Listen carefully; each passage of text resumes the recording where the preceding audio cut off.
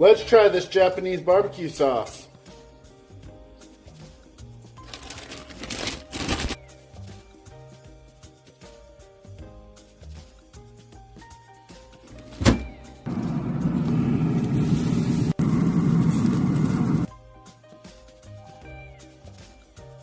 Alright guys, here's our chicken thighs that we made with our Japanese barbecue sauce. It's called Bakan's, the original Japanese barbecue sauce. So let's give it a try. You need to grab a fork because it's so hot. Cheers.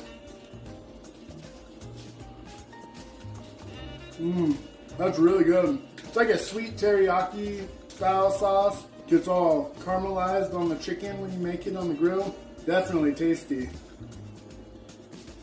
It's good on chicken. Perfect for some teriyaki chicken. I mean, I guess that's kind of what this is. I would say you guys should probably try this stuff.